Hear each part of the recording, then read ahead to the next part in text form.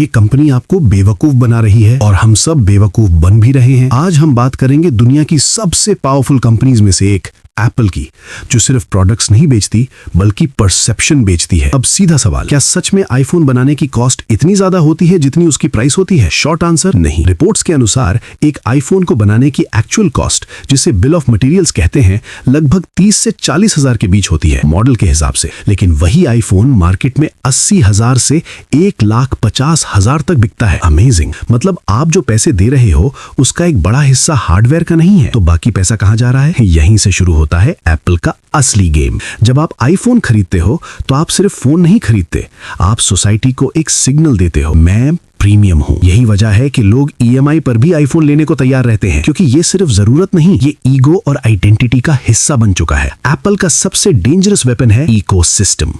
एक बार आपने आईफोन लिया, फिर आप धीरे धीरे एयरपॉड्स, एप्पल वॉच, मैकबुक लेने लगते हो।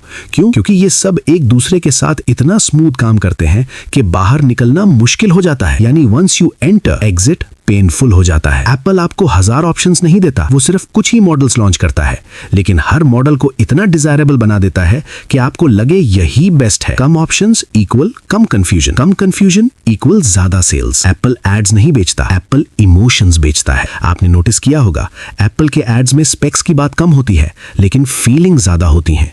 वो आपको ये नहीं बताते कि रैम कितनी है, वो आपको ये महसूस कराते हैं कि ये फोन आपकी लाइफ चेंज कर देगा। हर साल नया आईफोन लॉन्च होता है और आपको ऐसा फील कराया जाता है कि अगर आपके पास लेटेस्ट मॉडल नहीं है तो आप पीछे हो। इससे क्या होता है?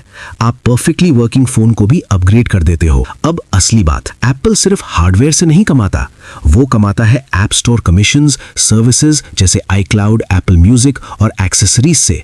यानी एक बार आपने एंट्री कर ली तो आप लाइफ टाइम कस्टमर बन जाते हो। अब ध्यान से सुनो, एप्पल बुरी कंपनी नहीं है, वो स्मार्ट कंपनी है। गलती एप्पल की नहीं है, गलती हमारी है, जो हम बिना सोचे समझे ट्रेंड्स फॉलो करते हैं। आपको आईफोन लेना है, बिल्कुल लो, लेकिन ये समझ कर लो कि आप क्या खरीद रहे हो, प्रोडक्ट या परसेप्शन। अगर तुम बिजनेस करना चाहते हो तो एप्पल से ये 3 चीजें सीख लो। प्रोडक्ट नहीं, ब्रांड बनाओ, कस्टमर को वैल्यू के साथ इमोशन दो और ऐसा इकोसिस्टम बनाओ जिससे लोग बाहर ना निकल सके। अब अगली बार जब आप आईफोन खरीदने जाओगे तो खुद से एक सवाल जरूर पूछना, क्या मुझे सच में इसकी जरूरत है या मैं सिर्फ दिखावे के लिए पैसे खर्च कर रहा हूं? अगर आप पूरी सच्चाई जानना चाहते हो और ऐसी और हिडन बिजनेस सीक्रेट समझना चाहते हो तो कॉमेंट में एक्सपोज्ड जरूर लिखो और सब्सक्राइब करो अर्निंग एक्सपोज्ड, क्योंकि यहां हम सिर्फ स्टोरीज नहीं, सच दिखाते हैं।